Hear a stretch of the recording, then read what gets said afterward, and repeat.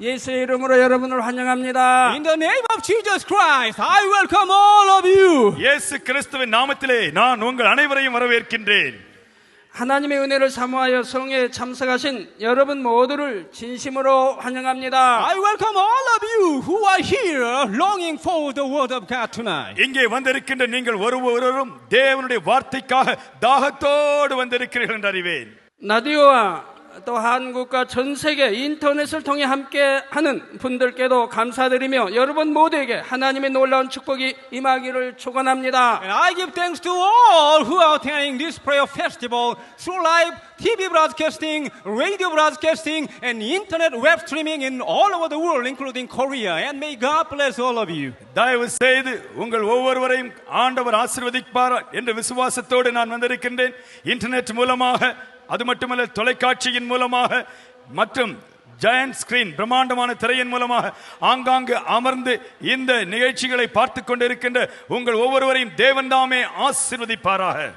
이 시간도 하나님의 은총과 축복이 여러분에게 풍성히 임하시길 주님의 이름으로 축원합니다. In the name of Jesus Christ, I pray that the God may bless you abundantly tonight. இன்று இரவும் தேவன் உங்களை அபரிமிதமாய் ஆசீர்வதிக்க வேண்டும் என்று இயேசு கிறிஸ்துவின் நாமத்திலே நான் பிதாவை நோக்கி பிரார்த்தனை செய்கிறேன். 어제는 만물의 영장으로 지음받은 사람에 대해 말씀드렸습니다. Well, last night I preached about the man who was created as the master of all creature. கடந்த இரவு அன்று எல்லா மனிதர்களுக்கும் எல்லா விதமான சிருஷ்டிகளுக்கும் மேலாக மனிதனை முதலாம் மனிதனாகிய ஆதாமை தேவன் எஜமானனாக சிருஷ்டித்தார் என்பதை குறித்து உங்களுக்கு சொன்னேன். 하나님의 형상을 따라 지음받은 첫사람 아담에게는 만물을 다스리는 권세와 능력이 있었습니다. Well, Adam, the man who was formed after God's own image, he had the authority and power to reign over all creatures. தேவனுடைய சாயலிலே சிருஷ்டிக்கப்பட்ட மனிதன் சகலவிதமான அதிகாரமும் ஆளுகையும் உடையவனாக தேவனால் உருவாக்கப்பட்டான்.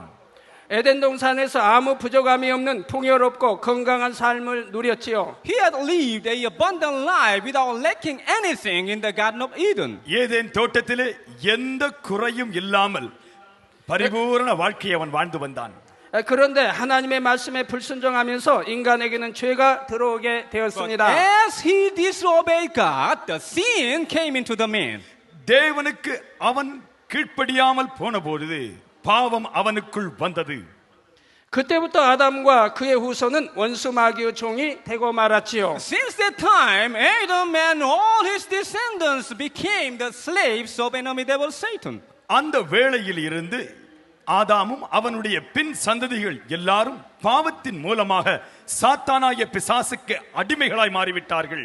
그래서 원수 마귀가 가져다주는 온갖 슬픔과 고통을 겪게 되었습니다. Therefore, they came to experience all the sorrows and pains that the enemy devil Satan brought to him. அது நிமித்தமாக மனிதன் பலவிதமான வேதனைகளையும் பிரச்சனைகளையும் வாழ்க்கையிலே அனுபவிக்கக்கூடிய பரிதாப நிலைக்கு தள்ளப்பட்டான்.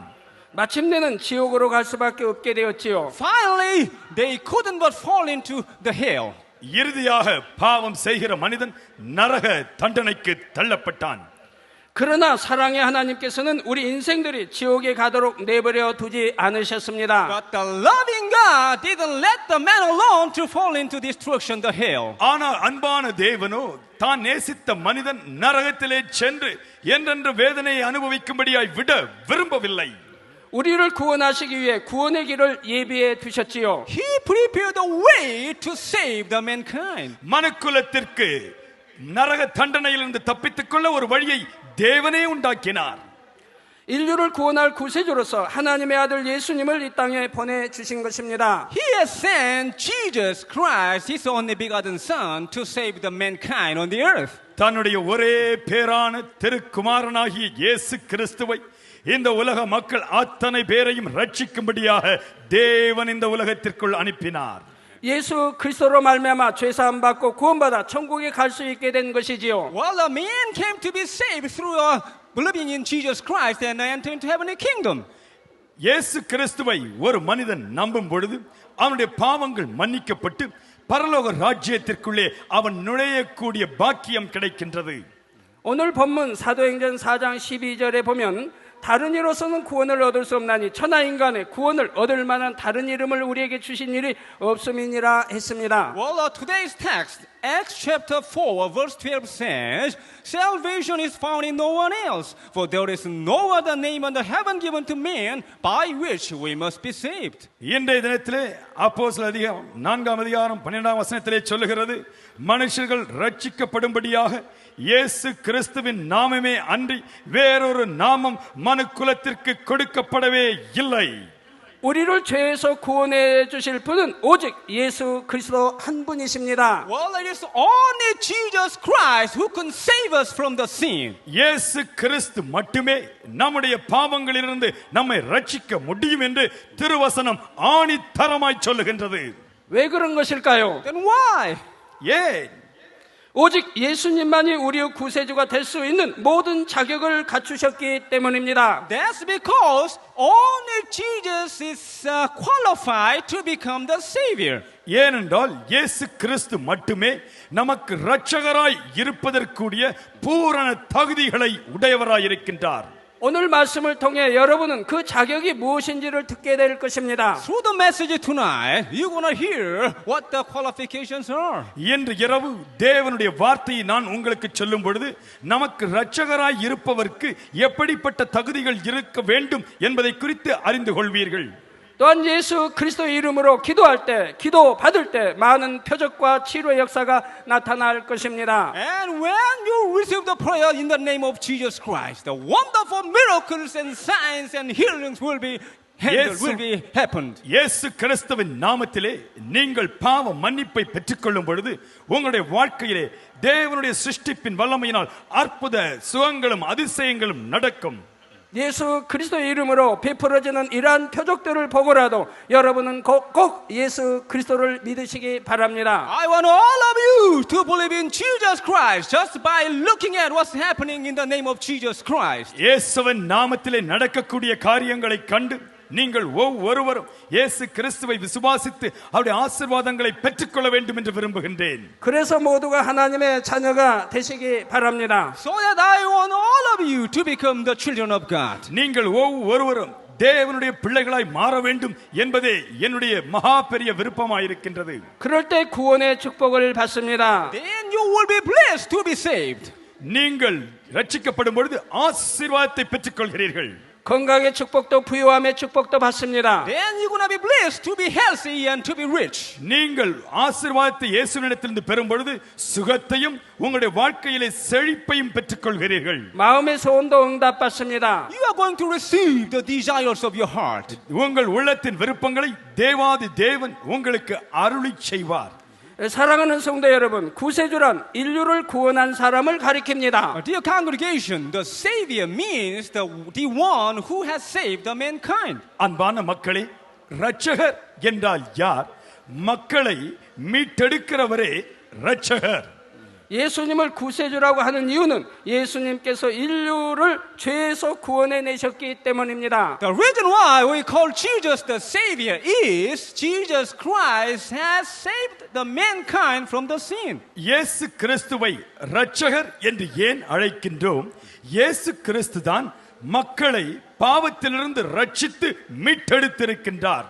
죄로 인해 지옥에 갈 수밖에 없던 우리를 구원해 주셨기 때문입니다. That's because God saved the mankind who couldn't but fall into destruction because of sin. பாவத்தின் நிமித்தமாக எல்லா மனிதர்களும் பாவத்தின் அடிமைத்தனத்திற்குள்ளே சென்று விட்டார்கள். 이 땅에서도 죄를 지으면 정해진 법대로 형벌을 받습니다. Well, even on the earth, if you commit sin, then you're going to be punished according to the law. பூமியில் இருக்கக்கூடிய அத்தனை பேரும் பாவம் செய்தபடியினால் பாவத்திற்கு ஏற்ற தண்டனையை அவர்கள் கட்டாயம் பெற்றுத்தான் தீர வேண்டும்.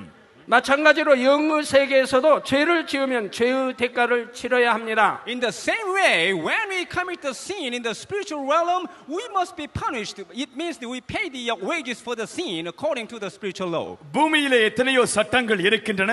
அந்த சட்டங்களுக்கு எதிராய் நடக்கிறவர்களுக்கு எப்படி தவறு செய்யும் பொழுது தண்டனை கிடைக்கிறதோ அதை போலவே ஆவிக்குரிய சட்டங்கள் உண்டு. அவைகளுக்கு எதிராய் யார் நடக்கிறார்களோ அவர்களுக்கு தண்டனை உண்டு. 하나님의 말씀 로마서 6장 23절에 죄의 삭은 사망이라 했습니다. Well, the words of God, Romans chapter 6 verse 23 says, the wages of sin is death. நாம் தேவனுடைய வார்த்தையிலே தெளிவாய் பார்க்கின்றோம். ரோமருக்கு எழுதின நிருபம் 6ஆம் அதிகாரம் 21ஆம் வசனத்திலே பாவத்தின் சம்பளம் மரணம். 죄인들은 지옥에 가야 한다는 것입니다. It means that the sinners cannot but fall into the hell. அதனுடைய பொருள் என்னவென்றால் பாவம் செய்தவர்கள் தண்டனையை நரகத்திற்குள் அவர்கள் சென்று அனுபவிக்க வேண்டும். 모든 인류는 아담의 범죄로 죄인이 되었기 때문에 다 지옥에 가게 되었지요. Well, as the descendant of the Adam has become the sinners because of Adam, they couldn't but fall into hell. ஆதாம் பாவம் செய்தபடியினால் ஆதாமின் பின் சந்ததியிலே வந்த நாம் ஒவ்வொருவரும் அந்த பாவ தண்டனையை நரகத்திற்குள் சென்று அனுபவிக்கும் வேதனையை அனுபவிக்க வேண்டிய சூழ்நிலை வந்துவிட்டது. 지옥에 가지 않으려면 반드시 죄의 문제를 해결해야 합니다. In order not to fall into the hell, then you must solve the problem of sin first. நீங்கள் நரகத்திற்கு போகக்கூடாது என்று விரும்புவீர்கள் என்றால் பாவத்திற்கு எப்படியாயிலும் நீங்கள் ஒரு பரிகாரத்தை பெற்றே தீர வேண்டும். 그러면 어떻게 해야 죄 문제를 해결하고 구원받아 천국에 갈 수 있을까요? Then how can we solve the problem of sin and be saved and enter into heavenly kingdom? பாவ பிரச்சனையை பாவத்தின் தண்டனையை எப்படி நாம் தப்பித்துக் கொண்டு இந்த பாவ பிரச்சனைக்கு முடிவு கட்ட முடியும்? 누군가가 죄인의 형벌을 대신 받는다면 그 죄는 사해질 수가 있습니다. Well, if somebody is punished on behalf of the sinner, then his sin can be saved. அந்த பாவத்தின் தண்டனையை பாவம் செய்த மனிதனுக்கு பதிலாக இன்னொருவர் ஏற்றுக்கொள்ள முடியும் என்றால் அந்த பாவ தண்டனைக்கு பாவம் செய்தவர் தப்ப முடியும். 한 가지 비유를 들어보겠습니다. 형제가 있는데 그 중에 동생이 많은 빚을 졌습니다. Let me take an example. Suppose there are brothers and younger brother had a lot of debt now. நான் உங்களுக்கு ஒரு உதாரணத்தை சொல்லட்டும். 2 சகோதரர்கள் இருக்கிறார்கள். அதிலே ஒரு சகோதரனுக்கு ஏகப்பட்ட கடன். 그런데 갚을 능력이 없어서 감옥에 가게 되었지요. Well, younger brother, because he doesn't have money to pay back, so he is supposed to put into jail. இளைய சகோதரனுக்கு தான் வாங்கிய கடனை திரும்ப கொடுக்கக்கூடிய திறன் இல்லாதபடியினால் அவன் சிறைக்கு செல்ல வேண்டும். 반면에 형은 부자입니다. On the other hand, the older brother is very rich. அதற்கு மாறாக மூத்த சகோதரனை பாருங்கள், அவன் மிகவும் செல்வமுடையவன். 그렇다면 형이 동생의 빚을 대신 갚아줄 수 있지요. Then the older brother can pay back the debt of the younger brother. அப்பொழுது மூத்த அண்ணன் தன்னுடைய தம்பியினுடைய கடன் எல்லாவற்றையும் அவன் கொடுக்க முடியும். 형이 대신 갚아주면 동생의 빚은 탕감됩니다. Well, if the older brother pay back the debt of the younger brother, then his debt can be redeemed. தம்பியினுடைய கடன் எல்லாவற்றையும் அண்ணன் கொடுத்து தீர்த்து விடுவான் என்றால் தம்பி அந்த தண்டனைக்கு தப்பித்துக் கொள்ள முடியுமே. 감옥에 가지 않아도 되는 것입니다. He doesn't need to be put into jail. அந்த தம்பி கடன் நிமித்தமாக சிறைக்கு செல்ல வேண்டிய அவசியம் இல்லையே.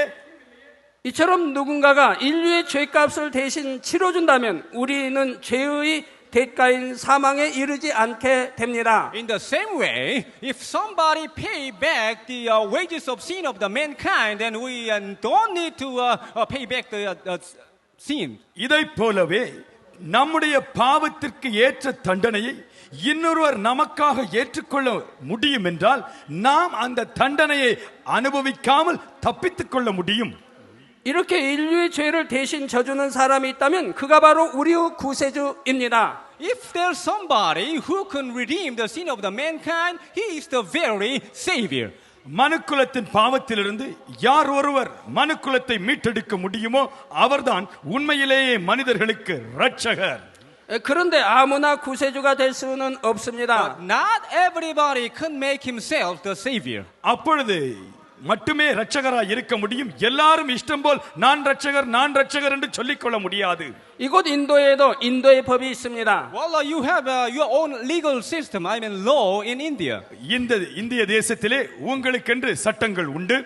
각 나라마다 그 나라의 법이 있지요. And each nation has its own legal system, the law. ஒவ்வொரு தேசத்திற்கும் அவரவர்கள் இயற்றிய சட்டம் உண்டு. 이처럼 영의 세계에도 영의 세계의 법이 있습니다. In the same way, there must be the spiritual law in the spiritual realm. அதைப் போலவே ஆவிக்குரிய காரியங்களை குறித்து ஆவிக்குரிய சட்டங்கள் உண்டு.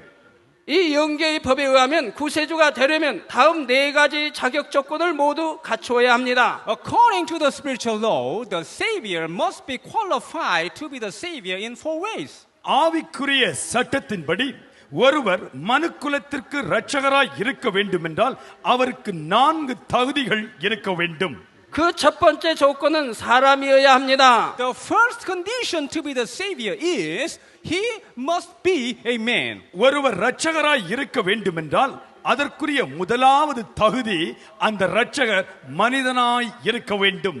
성경 고린도전서 15장 21절에 사망이 사람으로 말미암았으니 죽은 자의 부활도 사람으로 말미암는도다 했습니다. Well, the 1 Corinthians chapter 15 verse 21 says, for since death came through a man, the resurrection of the dead comes also through a man.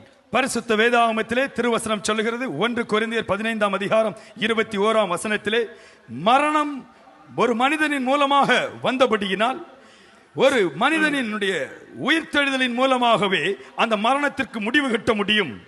사람인 아담으로 인해 인류에게 죄가 들어왔습니다. Well, the sin came into the man because of Adam, the first man. முதல் மனிதனாகிய ஆதாமின் மூலமாக பாவம் மனக்குலத்திற்குள் வந்தது. 그러므로 사람의 죄값을 대신 지는 것도 사람이어야 합니다. Therefore, it must be man who can redeem the sin of the mankind. மனுக்குலத்தினுடைய பாவத்தை மீட்கக்கூடிய இரட்சகர் ஒரு மனிதனாகத்தான் இருக்க வேண்டும்.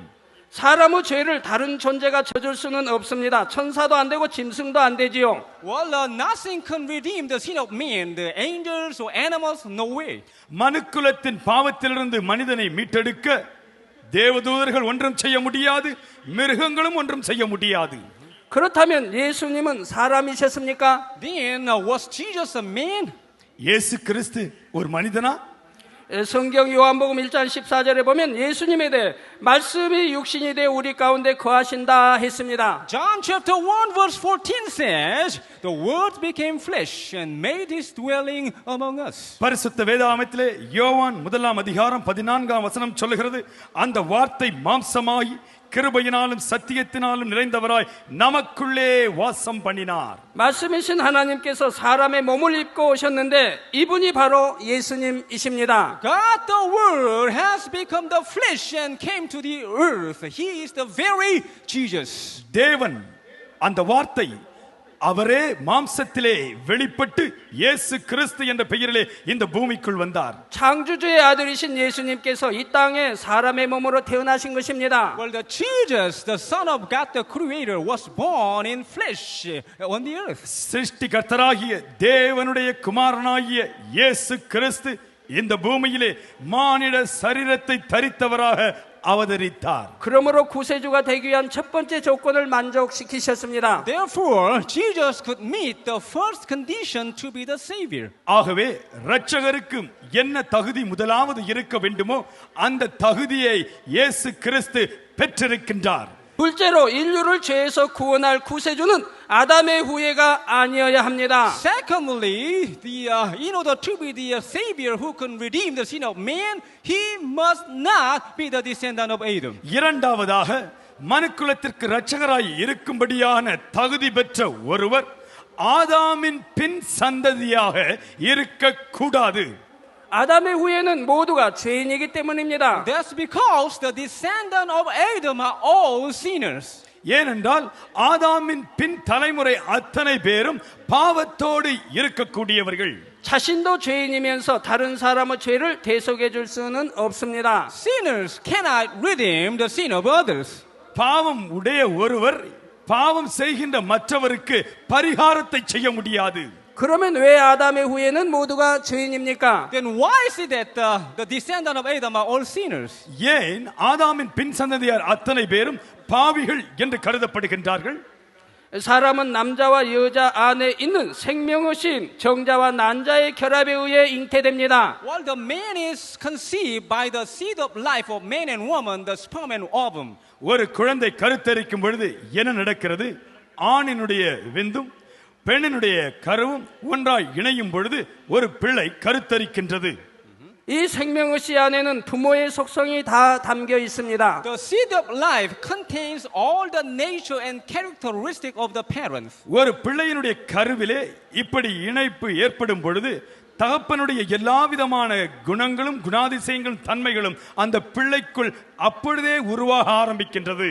그리고 모든 속성이 부모의 길을 통해 자녀에게 그대로 전해집니다. And all the natures and characteristics of the parents are transferred to the children through the key, the energy. பெற்றாருடைய எல்லா குணாதிசயங்களும் தன்மைகளும் இந்த கருத்தரிக்கும் இந்த வேளையிலே பிள்ளைக்குள்ளாக அவைகள் தொடர்ந்து கடத்தப்படுகின்றன.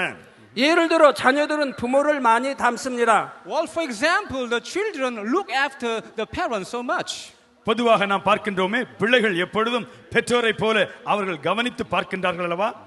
외모만 아니라 성품이나 버릇까지도 닮지요. Besides the outward appearance, even the habits and the tendency, the children look after the parents. பிள்ளைகளுடைய தோற்றத்தை பார்க்கும் பொழுதே பெற்றோருடைய தோற்றத்திற்கு அவர்கள் ஒப்பாக இருப்பது மட்டுமல்ல, சாயலை உடையவர்களாக இருப்பது மட்டுமல்ல, பெற்றோருடைய குணாதிசயங்களும் பிள்ளைகளுக்குள் இருப்பதை நாம் அறிந்திருக்கிறோம் அல்லவா? 이와 마찬가지로 죄성도 자녀에게 전해집니다. In the same way, the sinful nature of the parents are transferred to the children. அதைப் போலவே பெற்றோருடைய பாவ தன்மை பிள்ளைகளுக்குள்ளே அது தொடர்ந்து வருகிறது. 그래서 인류의 시조인 아담의 죄성은 생명의 씨에 담겨 모든 후손에게 전해졌습니다. That's why the sinful nature of Adam, the first man, the forefather of man, has been transferring to the mankind. ஆகவேதான் ஆதி மனிதனாகிய ஆதாமின் பாவம் அவனுக்கு பின் இருக்கக்கூடிய மனுக்குலத்தின் சந்ததிக்கு தொடர்ந்து தொடர்ந்து தொடர்ந்து அனுப்பப்பட்டு கொண்டே வருகிறது. 이 죄성을 원죄라고 합니다. We call this sinful nature the original sin. இதை நாம் மூல பாவம், பாவ சுபாவம் என்று அழைக்கின்றோம். 따라서 아담의 후손들은 모두가 태어나면서부터 원죄를 가진 죄인입니다. Therefore, the descendants of Adam are sinners who has the original sin from the birth. ஆகவே ஆதாமின் பின் சந்ததியினர் அத்தனை பேரும் அவர்களுக்குள் பாவம் கொண்டிருக்கிறார்கள். அவர்கள் பாவ சாயலை உடையவர்களாகவே இருக்கிறார்கள். 이런 사실을 알 수 있는 한 예를 말씀드리겠습니다. Let me take an example for you to understand easily about this kind of things. இதை நீங்கள் நன்றாய் புரிந்து கொள்வதற்கு நான் உங்களுக்கு ஒரு உதாரணத்தை சொல்லட்டும். 이 아이를 길러보신 엄마들은 쉽게 이해가 될 것입니다. The mothers who have raised their children will understand easily about this parable. நான் சொல்லுகிற இந்த காரியத்தை பாலூட்டும் தாய்மார்கள் நன்றாய் புரிந்து கொள்வார்கள். 만일 여러분의 자녀가 보는 앞에서 다른 아이에게 젖을 물려 보십시오. Suppose you are feeding the other baby in front of your own baby. உதாரணமாக உங்களுடைய சொந்த பிள்ளை இருக்கிறது. அந்த சொந்த பிள்ளையை பக்கத்திலே பார்த்து கொள்ள வைத்துவிட்டு இன்னொரு பிள்ளைக்கு நீங்கள் பால் கொடுப்பீர்கள் என்றால் 여러분의 자녀는 싫어합니다. Then your own baby doesn't like it. அதை உங்கள் சொந்த பிள்ளை பார்க்கும் பொழுது அதை விரும்புவதில்லை. 그래도 계속해서 젖을 물리고 있으면 어떨까요? 나중에는 다른 아이를 밀쳐내거나 때리려 합니다. If you continually feed the other baby in front of your own baby, then finally your own baby try to push him or hit him. உங்களுடைய சொந்த பிள்ளை பார்த்து கொண்டே இருக்கும் பொழுது நீங்கள் தொடர்ந்து இன்னொரு பிள்ளைக்கு பாலூட்டிக் கொண்டே இருப்பீர்கள் என்றால் உங்கள் சொந்த பிள்ளை அடுத்த பிள்ளையை அப்படியே இடித்து தள்ள ஆரம்பித்துவிடும். 자기 엄마의 젖을 다른 아이에게 주지 않으려는 것입니다. Well, he doesn't want to share the milk of his own mother with the other baby. தன்னுடைய தாயின் பால் மற்றவர்களுக்கு கொடுக்கப்படுவதை அதை இன்னொருவரோடு பகிர்ந்து கொள்வதை அந்த சின்ன பிள்ளை கூட விரும்பவில்லை. 이것은 이미 아이의 마음에 악이 있다는 것을 증명합니다. It means that this little baby has already the wickedness in himself. அதிலிருந்து ஒன்றை அறிந்து கொள்கிறோம். அந்த குழந்தை பச்சிளம் குழந்தைதான், ஆனால் அப்பொழுதே அதற்குள் பாவ சுபாவம் இருக்கிறது. 어린아이라 할지라도 욕심이나 미움, 시기, 질투 같은 죄성이 있습니다. Even though he's a little baby, he has the greedy and the jealousy and the envy and the hatred, something like that. அது பால் குடிக்கும் குழந்தையாக இருந்தாலும் அதற்குள் கசப்பு, அதற்குள் எரிச்சல், அதற்குள் மற்றவர்களை தள்ளிவிட வேண்டும் என்கின்ற துடிப்பு இவைகளெல்லாம் இருக்கின்றன. 만약 아이에게 죄성이 전혀 없다면 싫어할 리가 없지요. Well, if the baby doesn't have any wickedness in himself, then he doesn't need to hate the baby who's eating the milk from his own mother. அந்த பச்சிளம் குழந்தைக்குள்ளாக இப்படிப்பட்ட கசப்பு வெறுப்பு போன்ற துர்க்குணங்கள் இல்லாவிட்டால் அடுத்த பிள்ளை பால் குடிக்கும் பொழுது அதுவும் குடிக்கட்டுமே என்று சும்மா இருக்கலாம் அல்லவா? 오히려 기뻐해야 됩니다. Instead, he must be happy. என் தாய் அடுத்த குழந்தைக்கும் பால் கொடுக்கிறாளே என்று அது சந்தோஷப்பட்டு பார்த்து கொண்டே இருக்கலாம் அல்லவா? 하나님 말씀은 서로 사랑하는 것이고 좋은 것은 함께 나누는 것이기 때문입니다. That's because the words of God is to love each other and to share the good things together. ஏனென்றால் உண்மையிலே தேவனுடைய குணம் என்ன? ஒருவருக்கு இருப்பதை இன்னொருவரோடு பகிர்ந்து கொள்வது, மற்றவர்களுக்கு அன்பு காட்டுவது, இதுதான் தேவனுடைய சாயல். 이 사실 하나만 보더라도 아담의 후손은 모두 원죄를 가지고 태어난 죄인임을 알 수가 있습니다. Through this kind of parable, we understand that the descendants of Adam are all sinners who inherited the original sin from their birth. இந்த உவமையின் மூலமாக ஆதி மனிதனாகிய ஆதாமின் பின் சந்ததியார் அத்தனை பேரும் பாவ சுபாவம் உடையவர்கள், அவர்களுக்குள் பாவம் தொடர்ந்து இருக்கிறது என்பதை அறிந்து கொள்கிறோம். 그러나 오직 예수님만은 아담의 후손이 아닙니다. But only Jesus is not the descendant of Adam. எல்லா பிள்ளைகளும் இப்படிப்பட்ட நிலையில் இருக்கிறார்கள். ஆனால் இயேசு கிறிஸ்து ஒருவர் மட்டுமே, இயேசு மட்டுமே ஆதாமின் பின் சந்ததியாய் அவர் பிறக்கவில்லை. 예수님은 부모의 정자와 난자가 결합해서 잉태되신 것이 아니기 때문입니다. That's because Jesus was not conceived by the combination of the sperm of the father or the ovum of the mother. ஏனென்றால் இயேசு கிறிஸ்து உலகத்திலே மற்ற பிள்ளைகள் பிறப்பது போல ஒரு ஆணும் பெண்ணும் இணைந்து கருத்தரிப்பது போல அவர் அப்படி உருவாக்கப்படவில்லை. 예수님께서는 하나님의 능력 가운데 성령으로 잉태되셨지요. Jesus was conceived by the mighty power through the Holy Spirit. பரிசுத்த ஆவியின் பலத்த வல்லமையினாலே இயேசு கிறிஸ்து அவர் பாலகனாய் இந்த பூமியிலே உருவெடுத்தார். 성경 마태복음 1장 18절에 예수님은 그 모친 마리아가 요셉과 정혼하고 동거하기 전에 성령으로 잉태되어 나셨다고 했습니다. Well, Matthew chapter 1 verse 18 says that the Mary was found to be with child through the Holy Spirit, wherefore she and Joseph came together. மத்தேயு எழுதின சுவிசேஷம் 1ஆம் அதிகாரம் 18ஆம் வசனம் தெளிவாய் சொல்லுகிறது, கன்னி மரியாள் யோசேப்பினால் அறியப்படுவதற்கு முன்பே பரிசுத்த ஆவியினால் இயேசு கிறிஸ்துவை கருவிலே பெற்றிருந்தாள்.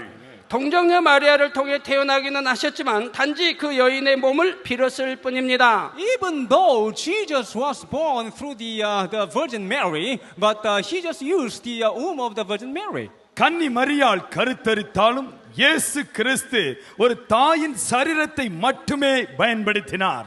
그러므로 예수님은 아담의 후예가 아니라는 구세주의 조건에 합당한 분입니다. That's why Jesus could meet the second condition to be the Savior, that he must not be the descendant of Adam. ஆகவேதான் ஆண்டவராகிய இயேசு கிறிஸ்து இரட்சகராய் இருக்க வேண்டியவருக்கு இருக்கக்கூடிய இரண்டாவது தகுதியை, அதாவது ஆதாமின் பின் சந்ததியாய் இல்லாமல் இருக்க வேண்டும் என்கின்ற நிபந்தனையை நிறைவேற்றக்கூடியவராய் இந்த பூமியிலே அவதரித்தார். 셋째로 구세주가 되기 위해서는 인류를 죄에서 구원할 힘이 있어야 합니다. In order to be the Savior, thirdly, he must have the power to redeem the man from the enemy devil Satan. இரட்சகராக இருக்க வேண்டியவருக்கு மூன்றாவதாக மனுக்குலத்தை பாவத்திலிருந்து மீட்டெடுக்கக்கூடிய வல்லமை இருக்க வேண்டும். 그런데 영계에서는 죄가 없는 것이 힘입니다. While in the spiritual realm, the sinlessness is the power. ஆவிக்குரிய ரீதியிலே பாவம் இல்லாமைதான் உண்மையிலே அதிகாரத்தை கொண்டு வருகிறது. 죄에는 원죄와 자범죄가 있습니다. There are two sins, original sin and his own sin. ரெண்டு விதமான பாவங்கள் உண்டு. ஒன்று பிறப்பின் போதே சுதந்திரித்துக் கொள்கிற பாவம், இரண்டாவது எழுத்தின்படியே செய்கிற பாவம். 원죄는 부모의 기와 핏줄을 물려받아 나온 죄성입니다. Well, the original sin is the sinful nature the children inherit from the parents through the blood and the மூல பாவம் என்பது பெற்றோர் மூலமாக அவருடைய இரத்தத்தின் மூலமாக ஒவ்வொரு மனிதனும் சுதந்திரித்துக் கொள்ளுகின்ற பாவம். 자범죄는 사람이 태어나서 스스로 짓는 죄를 말합니다. One's own sin means the sins man commit as he grows up since he was born. சொந்த பாவம் என்பது மனிதன் பிறந்த பிறகு அவன் செய்கின்ற தவறான காரியங்கள் சொந்த பாவங்களாய் மாறுகின்றன. 역사상 아무리 착하게 산 사람이라도 아담의 후예에게 원죄가 있습니다. No matter what kind of good life one might live in the human history, because he is the descendant of Adam, he has the original sin. உலகத்திலே தோன்றிய மனிதர்கள் எப்படிப்பட்டவர்களாக இருந்தாலும் சரி, மனுக்குலத்திலே பிறந்த எந்த ஒரு மனிதனும் அந்த மூல பாவத்தோடு தான் பிறக்கின்றான். 또 살아가면서 크고 작은 죄를 짓게 됩니다. And the man commits sin more or less, or big or small, while he is growing up. பெரியவர்களோ சிறியவர்களோ யாராக இருந்தாலும் சரி, அவர்கள் வளரும் பொழுது தவறுகளை செய்து பாவங்களை செய்கிறார்கள். 그러나 성령으로 잉태되신 예수님은 아담의 후예가 아니심으로 원죄가 없으십니다. But the Jesus who was conceived by the Holy Spirit, because he is not the descendant of Adam, he has no original sin. பரிசுத்த ஆவியினால் உருவாக்கப்பட்ட ஆண்டவராகிய இயேசு கிறிஸ்துவோ ஆதாமினுடைய வித்தின் வழியாய் பிறக்காதபடியினால் அவருடைய சரீரத்திலே எந்த விதமான பாவமும் இல்லவே இல்லை. 또한 태어나서부터 하나님의 율법을 온전히 준행했지요. And Jesus has kept all the laws of God since he was born. இயேசு கிறிஸ்து எப்பொழுதும் அவர் பிறந்த வேளையிலிருந்து தேவனுடைய பரிபூரணத்தினால் நிறைந்தவராய் பூரணமாய் வாழ்ந்தார். 따라서 아무런 자범죄도 짓지 않으셨습니다. Therefore, he didn't commit any his own sin. ஆகவே அவர் தன்னுடைய சொந்த பாவம் என்று ஒரு பாவத்தையும் செய்யவே இல்லை. 이처럼 예수님은 아무 죄도 없으시기에 원수 마귀 사단을 이길 영적인 힘이 있으셨습니다. Because Jesus had no sin at all in this way, he had the power to defeat the enemy devil Satan. இப்படியாக எந்த மூல பாவமும் இல்லாமல் எந்த சொந்த பாவமும் இல்லாமல் இயேசு கிறிஸ்து இந்த பூமியிலே வந்து வாழ்ந்தபடியினால் மனுக்குலத்தின் பாவத்திலிருந்து அவர்களை மீட்டெடுக்க கூடிய வல்லமை நம்முடைய ஆண்டவராகிய இயேசு கிறிஸ்து ஒருவருக்கு மட்டுமே உண்டு. 인류를 구원할 구세주의 자격이 있으신 것입니다. Jesus was qualified to become the savior who can save the mankind from the sin. பாவத்திலிருந்து மனுக்குலத்தை மீட்டெடுக்கக்கூடிய தகுதி இயேசு கிறிஸ்துவுக்கு உண்டு. 성도 여러분, 성경을 보면 죄 없으신 예수님의 권세 앞에서는 만물이 복종했습니다. Dear congregation, in the Bible we understand that all things in the universe subdue in the sight of Jesus who had no sin at all. பரிசுத்த வேதாகமத்திலே சொல்லப்பட்டிருக்கிறது, சகல காரியங்களும் ஆண்டவர் இயேசு கிறிஸ்துவுக்கு கீழாக கீழ்ப்படுத்தப்பட்டிருக்கிறது என்று. 예수님께서 중풍병자에게 일어나 걸으라 명하시면 그 자리에서 일어나 걸었습니다. When Jesus commanded paralytic to go, and he immediately go. அவர் பாவமில்லாதவராய் இருந்தபடியினால் அவருக்குள் சகல அதிகாரம் கொடுக்கப்பட்டது. அவர் கட்டளையிட்ட பொழுது காரியங்கள் அப்படியே நடந்தன. 문둥병자에게 깨끗함을 받으라 하시면 그대로 되었지요. When Jesus commanded the leper to be clean, he came to be clean immediately. ஒரு வாதமுள்ள மனிதனை பார்த்து அவர் கட்டளையிட்ட பொழுது அவன் எழுந்து சுகம் பெற்றான். ஒரு தொழுநோயாளியை பார்த்து சுத்தமாக என்று சொன்ன பொழுது அவன் உடனே சுகம் பெற்றான். 소경이나 기머거리 그리고 벙어리들도 예수님께서 명하시면 온전케 되었습니다. When Jesus commanded, the blind, the deaf, the mute came to be normal immediately. இயேசு கிறிஸ்து கட்டளையிட்ட பொழுது பேச முடியாதவர்கள் பேசினார்கள், கேட்க முடியாதவர்கள் கேட்டார்கள், முடக்குவாதத்தினால் முடங்கி கிடந்தவர்கள் எழுந்து நடந்தார்கள். 험한 바람과 파도도 예수님께서 명하시면 복종하여 잠잠해졌습니다. Even the wave will come down when Jesus commanded. கடலின் அலையும் பெருங்காற்றும் ஒரு வார்த்தை அவர் சொன்ன பொழுது அப்படியே அடங்கிவிட்டது. 그런데 이런 일은 꼭 예수님만 행하신 것이 아닙니다. But it's not only Jesus who could perform this kind of miracles. இயேசு மட்டும் இப்படிப்பட்ட அற்புதங்களை செய்தார் என்று சொல்ல முடியாது. 예수 그리스도를 믿는 우리도 죄에서 떠난 만큼 영적인 힘을 가질 수가 있습니다. Even we, the followers of Jesus, can have this kind of wonderful spiritual power as much as we remove from the sin. இயேசு கிறிஸ்து மட்டும் இந்த அற்புதங்களை செய்து அதோடு அவர் விட்டுவிடவில்லை. அவருடைய பிள்ளைகளாக மாறி தேவனோடு நமக்கு உறவு உண்டாகும் பொழுது அவர் நமக்கும் அதே அதிகாரத்தை தருகிறார். நம்மாலும் அப்படிப்பட்ட அதிசயங்களையும் அற்புதங்களையும் செய்யும்படியாய் தேவன் விரும்புகிறார். 영적인 힘이 있으면 우리도 이런 일을 행할 수 있습니다. When we we have this kind of spiritual power, we can perform this kind of miracles too. நமக்கு இப்படிப்பட்ட ஆவிக்குரிய அதிகாரம் தேவனால் கொடுக்கப்படும் பொழுது நாமும் அற்புதங்களையும் அதிசயங்களையும் செய்ய முடியும். 하나님의 말씀대로 사는 사람이 주님의 이름으로 명할 때 질병이 치료됩니다. When the man who is living by the word of God said in the name of Jesus Christ, the diseases will be healed. தேவனுடைய வார்த்தையின்படி வாழ்கின்ற ஒரு மனிதன் பரிசுத்த வேதாகமத்தில் சொல்லப்பட்டிருக்கிறபடி இயேசுவின் நாமத்திலே இந்த அற்புதம் நடக்கட்டும் என்று சொல்லும் பொழுது அந்த வார்த்தையின்படியே தேவன் அற்புதத்தை செய்கிறார். 불구자도 온전해집니다. While the handicapped people will be normal and perfect. தேவன் அற்புதம் செய்யும் பொழுது நடக்க முடியாதவர்களால் நடக்க முடியும். 지난 이틀간 성회에 참석하신 분들은 어떤 일들이 일어났는지 분명히 보셨습니다. If you have attended last 2 days of crusade, you have seen clearly by your own eye what happened. கடந்த 2 நாட்கள் நற்செய்தி கூட்டங்களிலே இந்த பிரார்த்தனை பெருவிழாவிலே தேவனுடைய வல்லமை இறங்கி வந்து எப்படி திரளான மக்களை குணமாக்கியது என்பதை நீங்கள் உங்கள் சொந்த கண்களினால் பார்த்தீர்கள். 제가 여기 단에서만 환자를 위한 기도를 했는데도 수많은 사람들이 치료받아 살아계신 하나님께 영광을 돌렸습니다. Well, I just prayed for the sick on the altar, but countless people were healed and gave glory to God. நான் இந்த இடத்தில் தான் நின்று கொண்டிருந்தேன். தேவனை நோக்கி பிரார்த்தனையை ஏறெடுத்தேன். தேவன் அந்த பிரார்த்தனையை கேட்டு தம்முடைய வல்லமையை அனுப்பி திரளான மக்களை குணமாக்கின்றார். 하나님의 권능은 시간과 공간을 초월합니다. Well, the mighty power of God transcends the limit of time and space. தேவனுடைய பலத்த வல்லமையானது மனுக்குலத்தினுடைய இயற்கையின் சக்திகளை எல்லாவற்றை காட்டிலும் மேலானதாய் கிரியை செய்கிறது.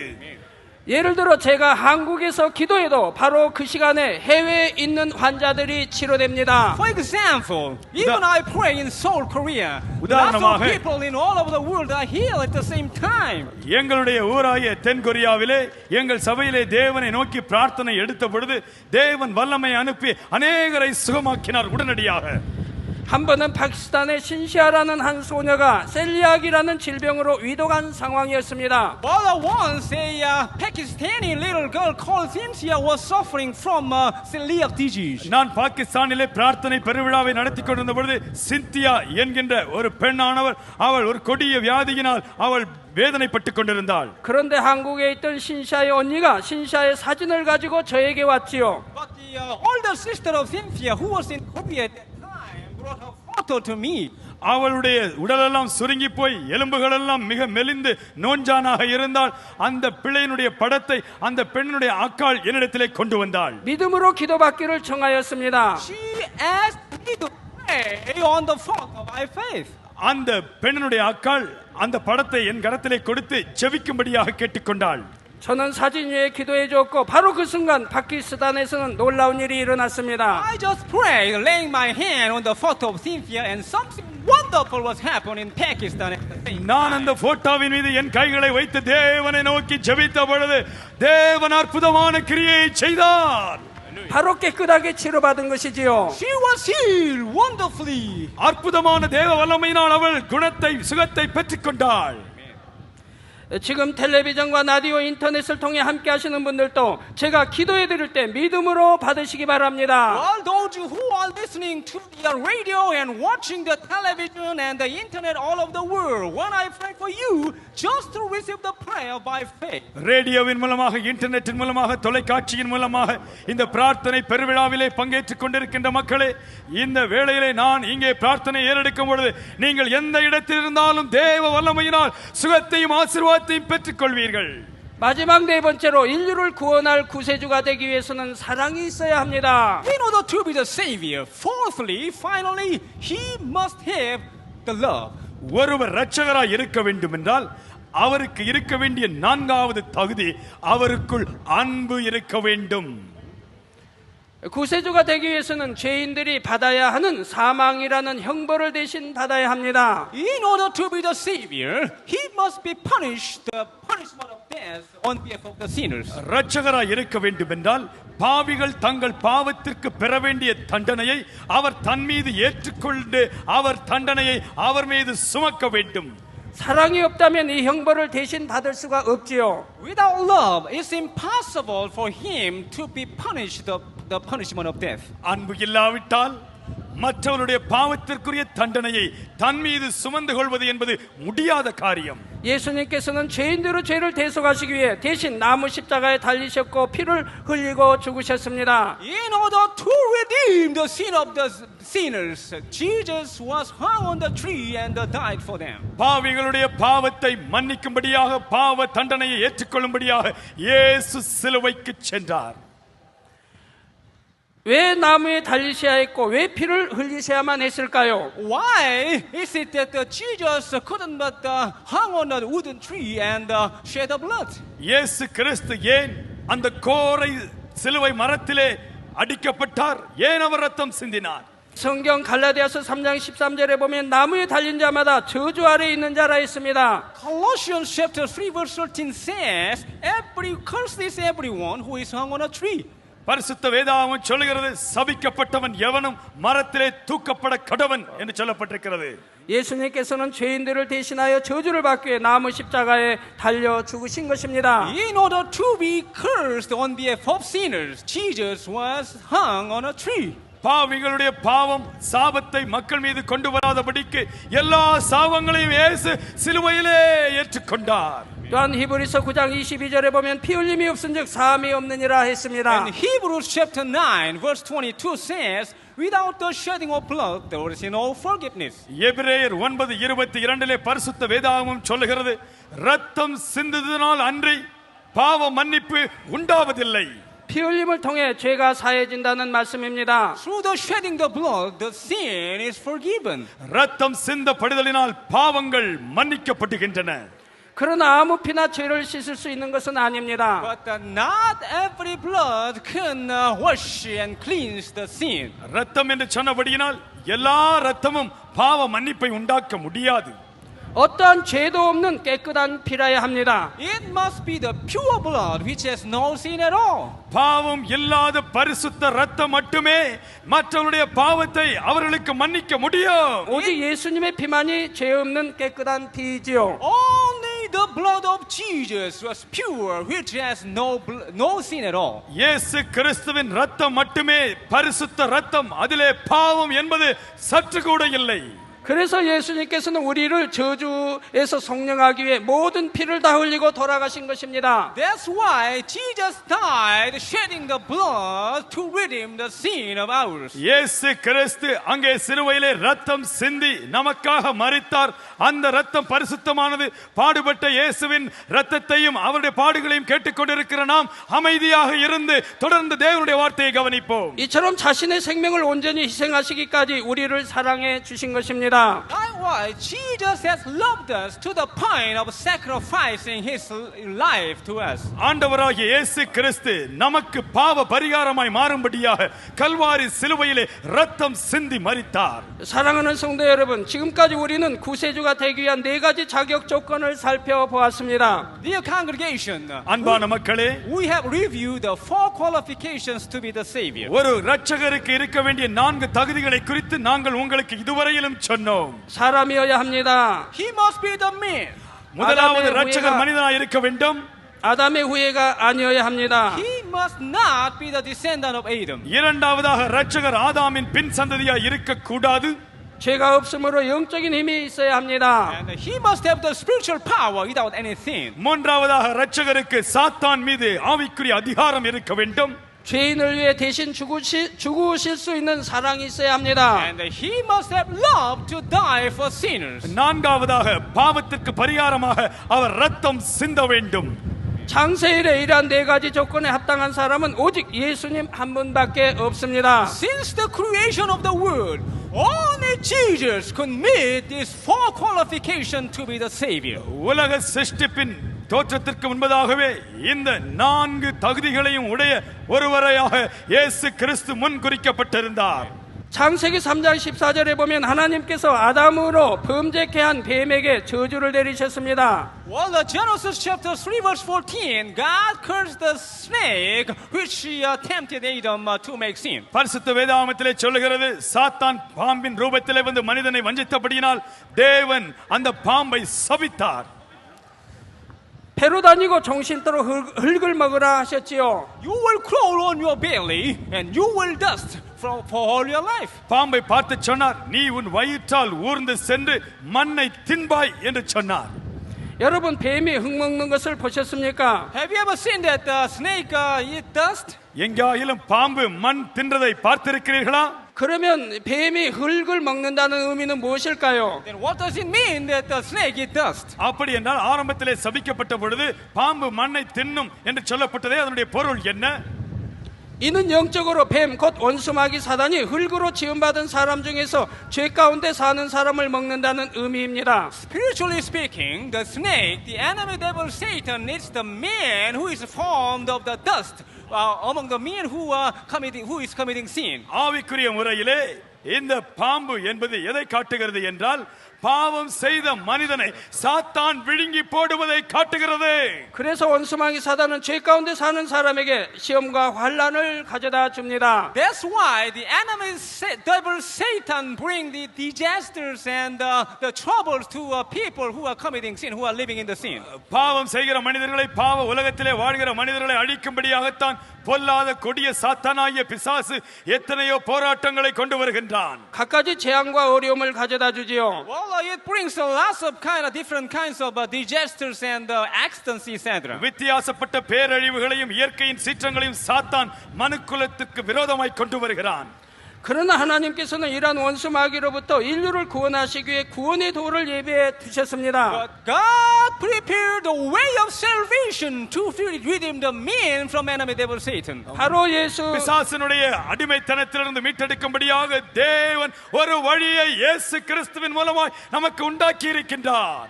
바로 예수 그리스도이시지요. That is very Jesus Christ. அந்த வழி இயேசு கிறிஸ்துவே. Hallelujah. 창세기 3장 15절에 보면 하나님께서는 장차 구세주가 나타나 뱀의 머리를 상하게 할 것을 예언하셨습니다. Genesis chapter 3 verse 15 says that the God prophesies that the Messiah will appear and strike the head of the snake. ஆதியாகமம் 1ஆம் அதிகாரம் 15ஆம் வசனத்திலே தேவன் தீர்க்கதரிசனமாய் சொன்னார், மேசியா என்கின்ற கிறிஸ்து இந்த பாம்பை நசுக்கிக் கொள்ளுவார். 뱀의 머리를 상하게 한다는 것은 원수마귀 사단의 권세를 깨트린다는 의미입니다. To crush the head of snake means that to break down the authority of enemy devil Satan. பிசாசின் தலையை நசுக்குவார் என்றால் பிசாசு மனுக்குலத்தின் மீது கொண்டிருக்கக்கூடிய அதிகாரத்தை இயேசு கிறிஸ்து உடைத்து போடுவார் என்று பொருள்.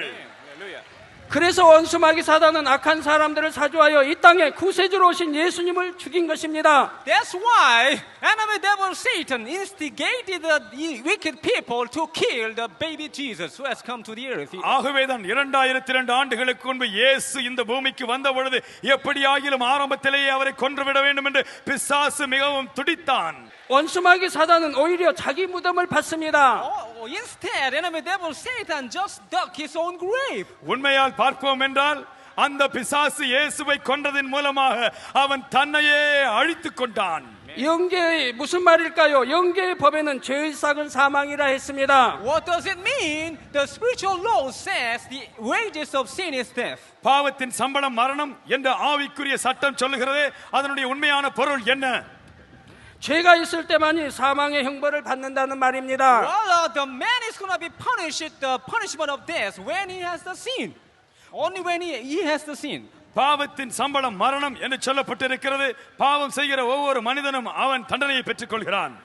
그런데 원수마귀 사단은 아무 죄도 없으신 예수님을 죽였습니다. But enemy devil Satan killed innocent Jesus who had no sin at all. ஆதாம் பாவம் செய்த பொழுது பிசாசு அதிகாரியாய் மாறினான். ஆனால் பாவம் இல்லாமல் பிறந்த நம்முடைய ஆண்டவராகிய இயேசு கிறிஸ்து பிசாசை மடங்கடித்தார்.